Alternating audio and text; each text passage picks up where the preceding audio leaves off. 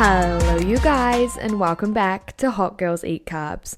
I'm your host, Brittany McChrystal, and I am so glad you're here. Whether you're out on your walk, cleaning your kitchen, or just lying in bed thinking about your life, this is your cozy corner of the internet where we chat all things health, wellness, and sustainable weight loss. So, today we are diving into a topic that has probably caused more unnecessary morning meltdowns than a broken coffee machine. Because if you have ever stepped on the scale and thought, there is no way I gained 2 kilos of fat overnight, I have some news for you. You are absolutely 100% correct. Fat does not work like that, and muscle does not work like that either. But water. Oh, water is a drama queen. Water works exactly like that. But before we get into it, a quick little life update because I feel like we're always catching up. I've actually had such a nice week. The weather's been really good here and I finally feel like I've pushed myself out of that little funk I was in at the start of the year. You know, when you just wake up one day and decide, okay, I'm done feeling like this, and you kind of reset your brain? That has been me this week. I've just thrown myself into new tasks, new focus, new energy, and honestly, it's actually feeling really, really good. Can we just talk about how funny us girls are? One week we're sad, one week we're happy, and one week we're motivated, and one week we're like, what is life? I swear you probably hear it in my voice every single episode. It's like a different mood every single week.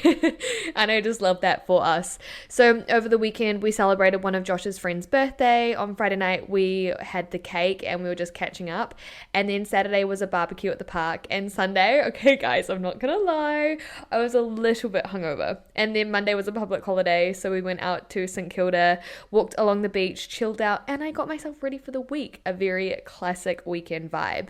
This weekend we don't have much planned. I did book Josh and I in for a couple's float, which I'm actually so excited about because I haven't done one of these in ages. And I know it's going to be so relaxing, and it's so funny because I feel like all of my best ideas come when I'm in that relaxed state. And so today's episode actually came from one of you. Sophie commented on my last post asking about water retention and what it actually is. And I was like, yep, this needs to be its own episode, because so many of us freak out when the scale fluctuates and they think we're doing something wrong, when in reality is that it's just the scale being the scale. Perfect example. So last night Josh and I went for yochi for a little dessert day, and it was so good. I jumped on the scale this morning and I was up. Shock, horror. Not because I gained fat, but because sugar is carbs and carbs hold on to water, and my body is just doing body things. No drama, no panic, no punishment. It's just water. So today I'm going to explain what water retention actually is, why it happens, and how you can tell the difference between water weight, fat gain, and muscle gain, so you can stop letting the scale ruin your mood. Okay, so let's get into it. We're going to strip it right back because water retention is simply your body holding on to extra fluid. It's not fat, it's not muscle, it's literally just water. And your body does this for so many reasons. Your body is like a sponge and life is the bucket. So it soaks up the water in response to pretty much everything you do. We're talking salt and carbs is the classic duo. Hormones and your menstrual cycle, sleep and poor sleep, travel and long days sitting, alcohol, and even, yes, working out. So if you have had a big bowl of pasta or salty fries, your body stores extra water to help digest the balance of that sodium and carbohydrate. Carbs actually get stored in your muscles and liver as glycogen, and for every gram of glycogen, your body stores water with it. And that is why after a higher carb meal, the scale can jump even when you haven't overeaten at all. Hormones are another big one. Around your period, your body naturally shifts fluid levels. And this is especially in your stomach, thighs, and face. And that's why some weeks you feel lean and light, and other weeks you feel like your genes are personally attacking you. Stress and poor sleep are huge too. When you're stressed or underslept, your cortisol levels go up. Cortisol tells your body we're under threat, and your body responds by holding onto water as a protective mechanism. It's literally trying to keep you safe, not skinny, safe. Travel and alcohol can both do it as well. Flying or sitting for long periods messes with circulation, so fluid pools in your legs and ankles. Alcohol causes inflammation and dehydration, and then your body overcompensates by holding onto more water afterwards. and workouts. This one surprises people. When you train, especially strength training, you create tiny micro tears in your muscles, and that's how muscle grows and gets stronger. But to repair those tears, your body sends fluid to that area. So after a hard session, your muscles can actually weigh more temporarily because they're swollen with water. It's not fat, it's just recovery.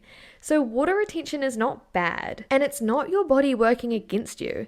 It's your body doing exactly what it's designed to do: protect you, heal you, and balance itself. The only reason it becomes a problem is because we see it on the scale and assume the worst. And this is how it usually shows up. You feel puffy, your face looks fuller, your stomach feels bloated, your rings feel tight, your jeans feel snug, and weight jumps up overnight. And then, a few days later, it drops again.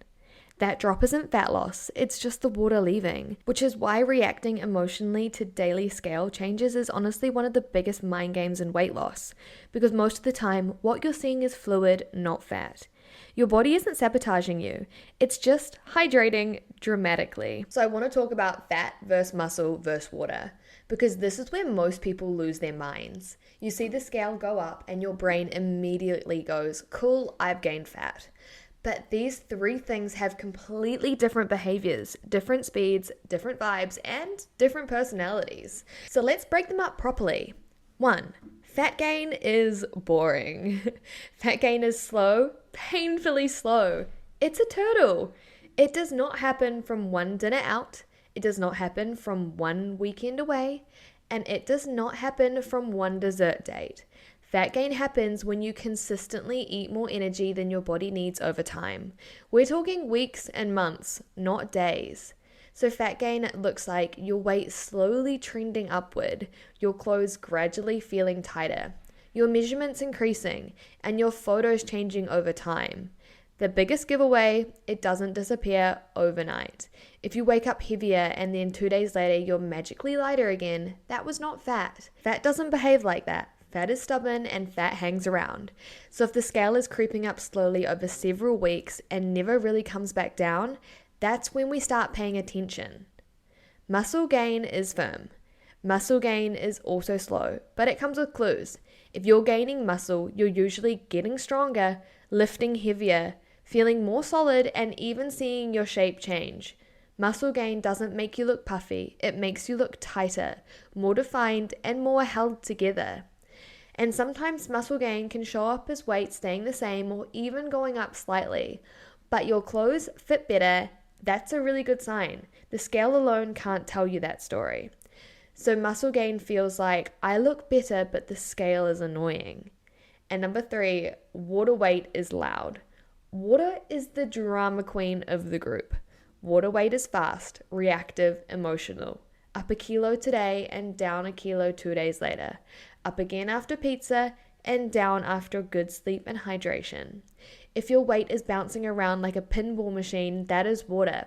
Fat does not bounce. Muscle does not bounce. Only water does that. Water responds to salt, carbs, alcohol, stress, sleep, hormones, travel, workouts, which is basically your life. And that is why people panic when they don't need to, because water weight shows up as fast and leaves as fast. Fat and muscle moves like glaciers. Water moves around like mood swings. So, pro tip girlies, the scale is stupid. The scale does not know what it's measuring. It has no context, no emotional intelligence, no idea what you ate, no idea if you trained, and no idea if you slept. It only measures gravity. It can't tell the difference between a liter of water, muscle, fat, food sitting in your gut, inflammations, or yesterday's fries. It just goes, here is your total mass, good luck. So when you see a higher number, the question is not, did I gain fat? The question is, what did I do in the last 24 to 72 hours? Did I eat differently, drink alcohol, sleep badly, train harder, travel, stress, have my period? If yes, it's probably water. And that is why judging fat loss day to day is like judging your finances by looking at your bank balance right after paying rent. You're reacting to noise, not the real trend. Fat loss is quiet, water weight is loud, and most people confuse the two. And this is where the scale really starts to play with your head. If you weigh yourself every single day without understanding what you're looking at, you're basically signing up for an emotional whiplash. One morning you're down, you're like, oh my God, this is amazing, this is working. And the next morning you're up 1.5 kilos and suddenly you're Googling juice cleansers and thinking about cutting carbs. Please, do not cleanse. That is not the solution. What usually happens is this. You jump on the scale, you panic. You assume you've gained fat. You try to fix it by eating less or being stricter. Then, 2 days later, the weight drops again. And you think, oh, that worked. But nothing actually happened to your body composition. You didn't lose fat in 2 days and you didn't gain the fat in 1 day. Your body just flushed out the fluid it was holding on to. And that is it. That is literally the whole story. And this is where weighing yourself daily can become dangerous because you start reacting to noise instead of trends. You stop trusting your plan and start trusting your mood. Think about the things that can push the scale up overnight. A late night, a salty meal, more carbs than usual, alcohol, poor sleep, stress, a hard workout, being close to your period. All of those things make the scale go up without any fat being gained. If you had a big dinner and a glass of wine, the scale might be up higher in the morning. Not because your body suddenly stored fat, but because you have more food sitting in your gut. Your muscles are holding water. Your body is inflamed. Your hydration balance is different. It's not failure, remember, it's biology. Fat loss actually requires a consistent calorie surplus over time to gain fat, and a consistent calorie deficit over time to lose fat. One meal cannot override weeks of effort, and one night out cannot undo your progress, but it can absolutely make the scale louder. And this is where people get stuck in a cycle.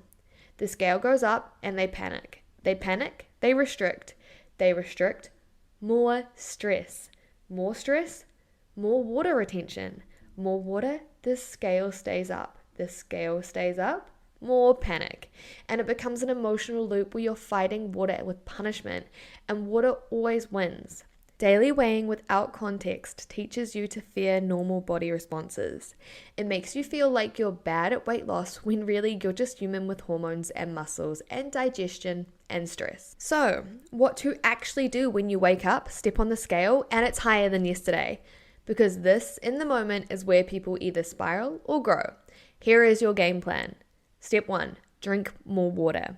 I know that sounds backwards. You feel heavier and I'm telling you to drink more? Yes. When your body is holding on to fluid, it usually is because it feels off balance. More water helps your kidneys flush out excess sodium and inflammation. When you don't drink enough water, your body goes into store it just in case mode. So the goal is to not dry yourself out. The goal is to help your body let go. Step 2, eat normally, do not restrict, and do not punish yourself. This is the hardest one emotionally. When people see the scale go up, their instincts is to go, okay, I'll eat less today. But when you restrict after water weight, you're not fixing the problem. You're addressing stress, and stress raises cortisol, and cortisol holds water. So instead of flushing water, your body is gripping onto it tighter. Eating normally tells your body we're safe. There's no emergency. That's how water leaves. Not through punishment, but through stability. Step 3, move your body and get some sleep. You don't need to smash yourself in the gym. A walk, a workout, stretching. Movement helps circulation, which helps fluid shift and leaves the tissues. Sleep is just as important. Poor sleep equals higher stress hormones, more water retention. Good sleep equals your body finally calming down enough to let go. So the goal is to not burn it off. The goal is to help your body rebalance. And step 4 is to wait. This is the part people hate the most, but water weight is not solved in an hour. It's solved in a couple of days. Most of the time, if you hydrate, eat normally, sleep, and move, you wake up and the scale drops back down. And when it does, you're like, oh, so nothing actually happened. Exactly. And this is why panic restricting is such a trap. You see the scale go up, you cut food, your body gets stressed, it holds on to more water. The scale stays up, you think you're failing and so you restrict more. And it becomes this vicious cycle where you're fighting water with fear. And water always wins the fight. So instead of reacting to one number, you zoom out and you look at your weekly averages, how your clothes fit, your energy, your digestion, and your mood. because fat loss usually happens quietly in the background, and water is just standing in front of the camera blocking the view. So when the scale goes up, the question is not, what did I do wrong? It's, what did my body need? And usually the answer is rest, water, consistency, and time. Don't let the water win the mind game, babe. And if there's one thing I really want you to take away from today's episode, the scale is not telling you a story about your worth, your effort, or your future. Most of the time, it's just telling you how much water your body is holding on to after living your life.